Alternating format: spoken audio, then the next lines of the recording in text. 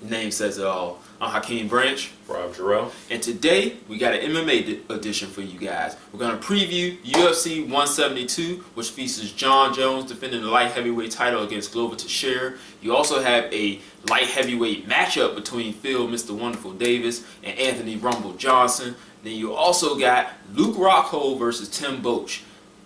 All three of those are really good fights. There are other fights on the card, but these are the best three you got right there. All three of these could be a main event on either a UFC Fight Night, Fox Sports 1 card, even maybe a pay-per-view. If the stakes were high enough, that's which right. They are for the Johnson Davis fight, because that's an eliminator, isn't it? Pretty much. Let's get into the breakdowns. We've been talking about the main event for pretty much since the start of the show. So, I mean, of course we're going to save that for last. But definitely after the Gustafsson fight. Yeah. Luke Rockhold and Tim Boetsch. Now, I'm a big fan of Luke Rockhold. I am too. I've watched him in Strikeforce many times. I was like, I like this guy. He's a great striker, very dynamic. He's going to throw some kicks and punches that you don't usually see in the MMA cage. Then you got Tim Boetsch, who is just a powerhouse. I mean, this guy will slam you 6 ways from Sunday and catch you with some pretty powerful punches as well. Now, we've got a pretty big height and reach advantage for Rockhold, who, as I learned from watching the countdown video, was before going to AKA was primarily a jiu-jitsu practitioner. I didn't know that. I thought he was pretty much a stand-up guy. Learn something new every day. But Boetsch definitely has the advantage on the ground. He's a lot more compact, has that wrestler build, and so for Rockhold to win, he's going to have to use his striking. And we've seen him go 5 rounds multiple times because he was the former Strikeforce champ before the company was absorbed by the UFC. So the gas tank is going to be there. So he can let caution fly to the wind, use some angles, use those variety of kicks and punches and stance switches to keep Boetsch on his back foot and retreating, and maybe even stop him on one of those kicks like he did with Costa Philippou. He stopped Keith Jardine with punches, but he set him up with nice kicks. So that's what I'm looking for to happen in this fight. Now, Rockhold has been knocked out once by Vitor Belfort. That's not anything to be embarrassed about. Right, a lot of people have been knocked out by Vitor Belfort. Boetsch can catch him and knock him out. So, can he do it? Or will he have to get him to the ground and kind of hold him there and get some ground and pound, or maybe lay and pray and get the win? That's what remains to be seen. That's what we're going to be watching for when we watch this fight. You got anything? I'm expecting Luke Rockhold to put some combinations together. A very good mixture of kicks and strikes.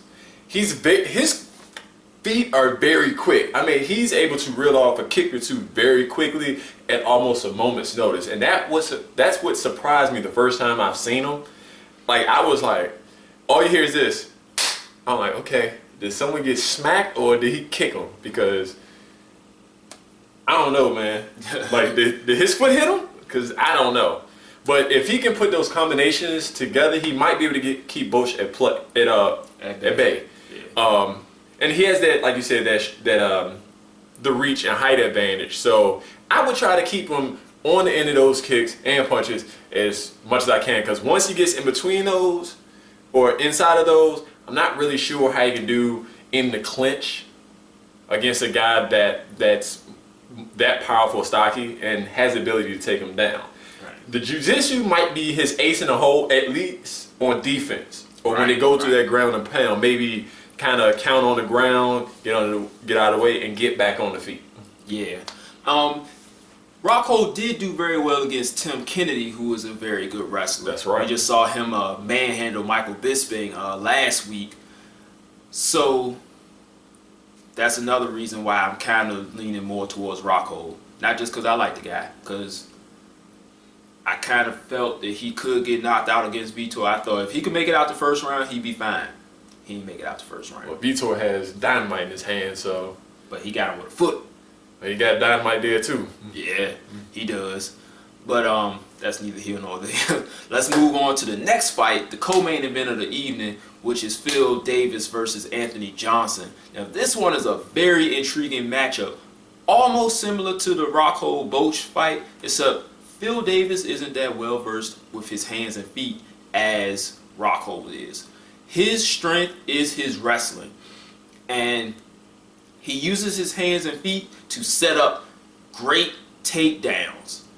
Now, against somebody like Johnson, who is also a pretty good wrestler, but has dynamite in his hands and feet,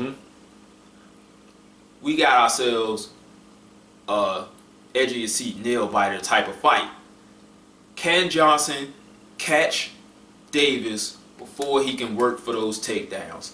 And then once he gets to those takedowns, can he take Johnson down and keep him down? Because Johnson is a strong and powerful guy. That's right.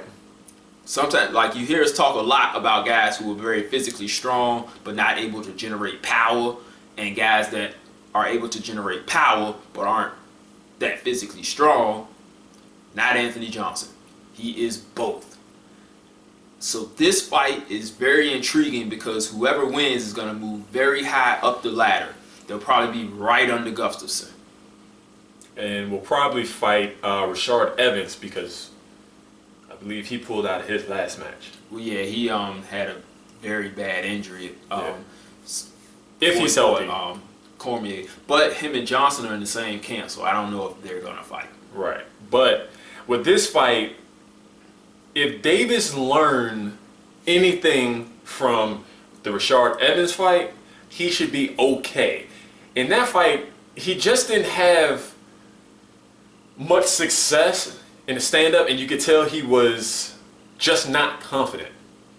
And then when he tried to wrestle, you're going against Rashard Evans, who actually, if I'm not mistaken, was on The Ultimate Fighter as He was the Season 2 champ. Season 2 as a heavyweight. Yep. So he's going up against a guy who's athletic and strong again and can punch and is athletic. I mean, Anthony Johnson went all the way up to heavyweight, like you said, from 170. Yeah. And was manhandling a lot of guys there. Then he was able to possibly get a nutrition coach or a conditioning coach, and he shrunk back down to 205 and has really been on a roll ever since. Yeah. Once he left the UFC, I think he's 6-0 since he's left the UFC. And I believe they've all been knockouts. I have to check that afterwards, but I know the fights I've seen of him have been knockouts. The 3 he had World Series of fighting against Arlovsky, Mike Powell, and there was one other guy. But he flattened all of them. Bad. So this is a tough one to call because Phil Davis has gotten better. I do think he's gotten better since that Rashard Evans fight. That's his only loss. He did struggle a little bit against Lyoto Machida, but that's a completely different style than Anthony Johnson. And it's actually difficult style for anyone in that division or any of his opponents to really find success against. Right.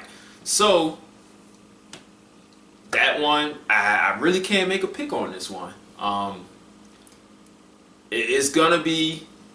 It's a very even matchup between two guys in their prime who are really hunting for that belt.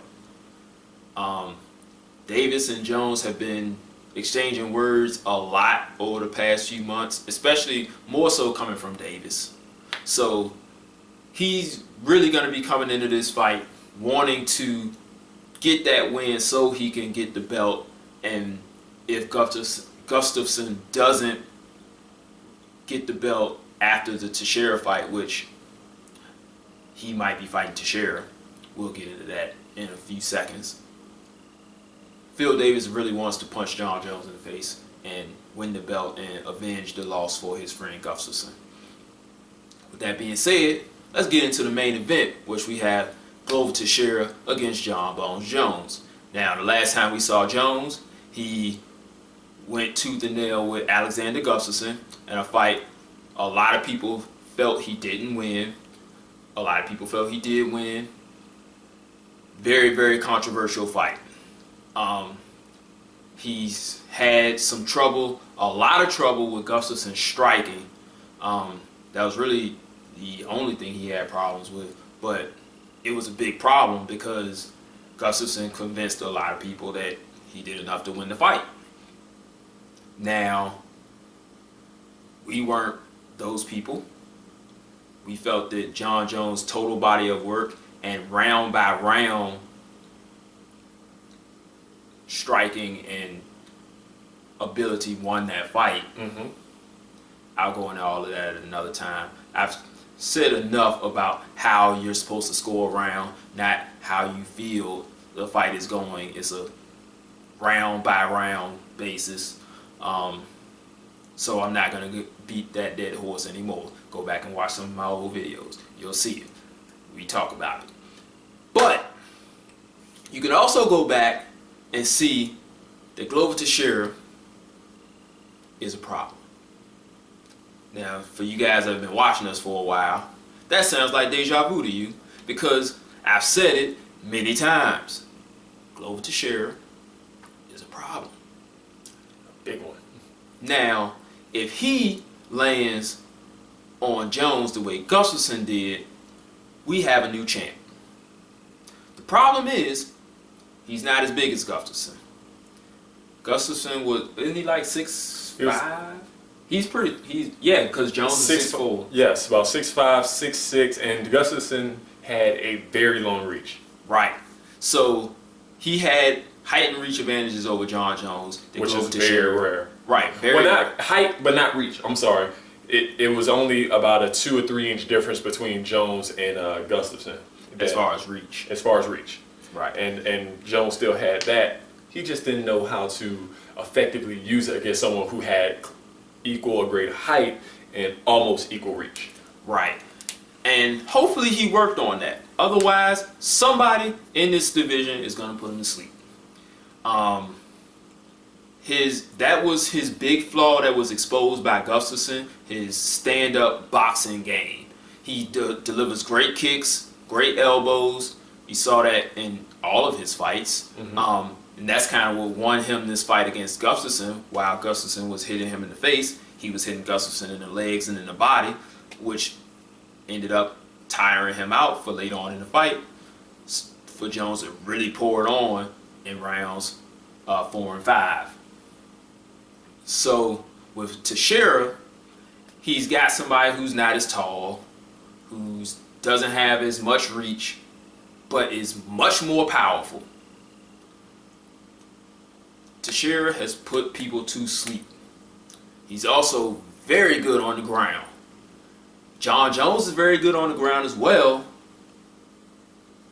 but I would probably have to give the ground game edge to Teixeira because of his long, extensive Brazilian Jiu-Jitsu background. He's won, I think, his last 20 fights. Granted, it wasn't against the caliber of fighter that Jon Jones is, but still, to come in on that wave will have his confidence high. He was a training partner with Chuck Liddell at one point. He has dropped most of the people he's fought to lead to the submissions, so his striking translates into his jiu-jitsu. That's why I said Glover Teixeira is a problem. Now, with that being said, Jon Jones isn't easy to take down. Gustafsson did do it Once, which is the only time in how many fights? 20? yeah. That is insane. Not only that, Jon Jones does have very good wrestling, so he can score on takedowns. I don't think he should go for it right away on Glover Teixeira because of the fact that he could get countered and Glover Teixeira is so strong. I think he's going to have to do what he kind of did with Gustafsson and work those legs. Yeah. He's got to work that mid-range, mid-body to legs early and often to get Teixeira's balance messed up, mess with his conditioning, and grind him down, and then start to work those elbows and the takedowns, and then unleash those vicious elbows from the ground. But if he misses one of those elbows, he could get twisted into a pretzel very fast. Very fast. So this is going to be a very, very intriguing match. This is another one, like I said, it's going to be an edgy seat, nail-biting type of fight, because Teixeira has that fight-ending power that Jon Jones doesn't have. Most of even when he does knock people out, it's been more of an accumulation type of thing, or a counter, catching somebody with something they didn't see, and then finishing them with a variety of strikes or a submission. Teixeira has hurt you, you drop, he lays about 2 more punches on you and it's over. Or he hurts you, you drop, and he submits you. Either way, once he has you hurt, it's going to be over very soon. So if he does hurt Jon Jones, I expect him to end it soon. Because if he doesn't, he's going to be in for some trouble himself. Look for a very tense chess match with this one. I think Jon Jones in that Gustafsson fight is a lot more intelligent. He'll come in with a better game plan. And Teixeira, I think, is going to be very wary of the takedowns as well as those elbows and the lead kicks with his lead leg. So it remains to be seen. I'm going to be watching it. Hakeem's going to be watching it. You should be watching it. That's right. Now, if you are a big-time boxing fan, which you guys know we are, we're actually going to be watching this one. Yeah, we said it. We're going to be watching UFC this time. We're going to have the Keith Thurman fight on DVR. We're going to enjoy it on Sunday. But we're going to be watching this one live because this is a damn good card with some damn good matchups, and we're going to enjoy them. Damn straight. So,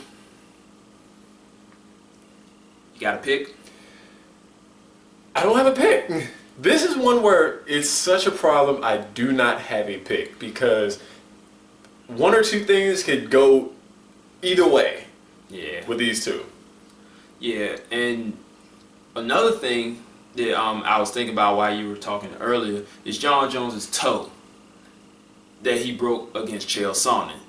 Now, during the Gustafsson fight, he said he had some more issues with it, which is why he was carried out of the cage at the end of the fight. Mm-hmm. He postponed this fight twice for that same toe. Now, I've had a broken ankle, but not a broken toe. Broken ankle is pretty bad. Took me a long time to recover from that. Broken toe, I would assume, takes you a long time to recover from as well. How much has he recovered 100% from that? Because he said he was pre-Gustafsson, and then he hurt it again, or the injury kind of got re-aggravated. Now, I've had turf toe, and it hurts like crap. So with this one, it will be very hard for him to plant and or pivot if it's going to cause a problem. And if he can't generate any kind of power or get any leverage on his kicks and punches, it's going to be a very long night. That's right. So that's the last X factor for that one. Just sit down, enjoy that fight. If you don't like Jon Jones, root for Teixeira. If you do like Jon Jones, root for Jon Jones. Either way, you're going to enjoy it. Well, if Jon Jones wins, you probably won't enjoy it. But there's a lot of people that don't like him. That's neither here nor there. That's it, guys. We hope you enjoyed this video. Make sure you like this video. Hit the thumbs up button. Like button on Facebook. +1 and on Google+. Hit us up in the comment section on all 3 platforms. If you got a question, hit us up in the comment section. Facebook, Google+, our email, CapitalofCombat@gmail.com. Share it with your friends. Subscribe if you haven't subscribed, because we got a lot more videos coming for you guys. A lot more breakdowns. Got some more technical toolboxes coming. And we also have some new stuff coming down the pipe. I'm not going to talk about yet, but you're going to see it and you're really going to enjoy it. So we'll catch you guys in the next video. Peace. This is round one and you've already lost. They don't seem to see that everything we've done is coming and cost. My fists are on fire, I perform till I perspire. My demons are in a rage, keep thinking that it's a game. I kick crime, hurricane, I told them I don't play, I'm liquid. Black Street Fighter.